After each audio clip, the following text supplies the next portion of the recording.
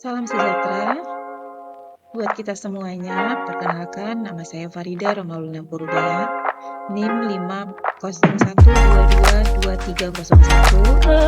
Hari ini saya akan membahas mengenai gender dalam pendidikan dasar dari mata kuliah Studi Kooperatif Pendidikan Dasar MPDR 5301.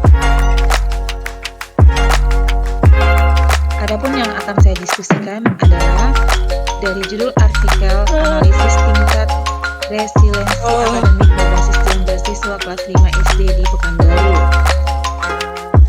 yaitu penulis Fitri Dewi Edi, Nurfiana dan Syarifuddin tahun 2023, Jurnal Pendidikan dan Konseling CPDK atau Sintang ketiga. Ini adalah bagian dari identitas dan fokus kajian. Fokus penelitian dalam jurnal ini adalah meneliti perbedaan resiliensi akademik antara siswa laki-laki dan perempuan. Resiliensinya adalah kemampuan siswa menghadapi kesulitan dan bangkit kembali dalam belajar. Konteks siswa kelas 5 sekolah dasar di Pekanbaru. Untuk metode dan hasil penelitiannya adalah metode yang digunakan dalam jurnal tersebut adalah pendekatan kuantitatif komparatif sampel 25 siswa, yaitu terdiri dari 10 laki-laki dan 15 perempuan. Instrumen yang digunakan angket, resiliensi akademik, dan wawancara. Analisisnya adalah UJP. Selanjutnya, masih metode dan hasil penelitian, yaitu hasil utama, nilai signifikansi 0,622, lebih kecil 0,05 sampai tidak ada perbedaan signifikan antara laki-laki dan perempuan. Resiliensi akademik relatif setara antar gender.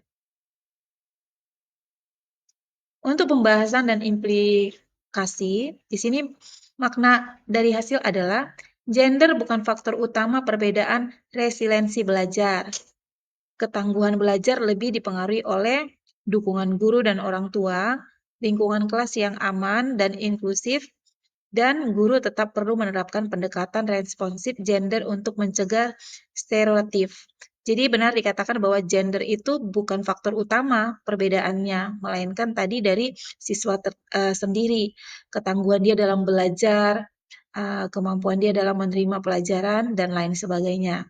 Dan dukungan dari orang tua, guru, itu sangat mendukung. Selanjutnya terkait dengan pengalaman mengajar. Pengalaman di sekolah, siswa laki-laki dan perempuan sama-sama punya tantangan belajar. Contoh, ada siswa sangat tekun di matematika dan siswa laki-laki yang mudah menyerah. Langkah yang saya terapkan adalah memberi peran setara dalam kerja kelompok, menumbuhkan growth mindset, memuji usaha bukan hasil, melibatkan orang tua, memberi dukungan setara. Dan pengalaman saya yang saya alami di kelas saat saya mengajar adalah saya membiasakan untuk siswa laki-laki dan siswa perempuan memiliki kesempatan yang sama. Karena ketika mereka diberikan kesempatan yang sama, mereka akan berusaha dan mereka biasanya bisa melewati atau menghadapi tantangan yang diberikan. Contoh misalnya dalam hal pelajaran SBDP, tidak hanya siswa perempuan yang pandai atau cakap untuk bernyanyi atau menari atau bermain musik, tapi anak-anak siswa laki-laki pun mereka harus mau tetap belajar lewat dukungan dari guru.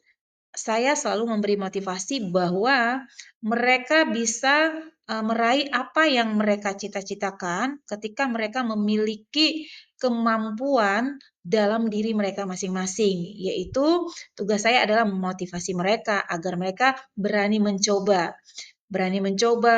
sehingga tumbuhlah motivasi untuk mereka berusaha.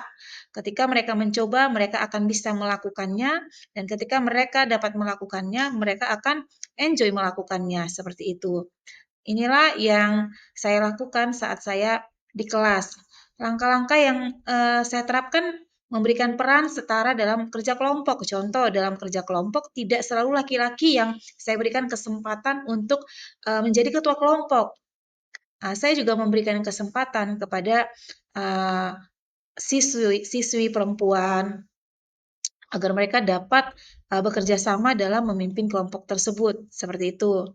Dengan menumbuhkan pemikiran yang baru atau menumbuhkan semangat mereka, saya percaya bahwa mereka akan terus memotivasi sehingga mereka tidak pernah merasa bahwa siswa laki-laki yang paling mampu atau siswa perempuan yang paling mampu, tapi mereka sama-sama berusaha sehingga siswa perempuan dan siswa laki-laki itu setara. Mereka memiliki kemampuan yang sama ketika mereka mau mencoba dan berusaha.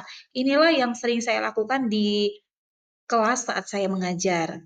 Kesimpulannya adalah pembelajaran efektif harus berfokus pada kebutuhan individu siswa, betul, bukan pada perbedaan gender. Guru berperan penting membangun resiliensi akademik secara adil dan inklusif. Saya setuju dengan kesimpulan ini karena memang pembelajaran itu harus efektif dan harus berfokus pada kebutuhan individu, bukan pada perbedaan atau jenis kelamin atau gender tersebut. Seperti itu. Inilah diskusi yang bisa saya sampaikan. Kurang lebih mohon maaf jika terdapat beberapa kesalahan. Terima kasih.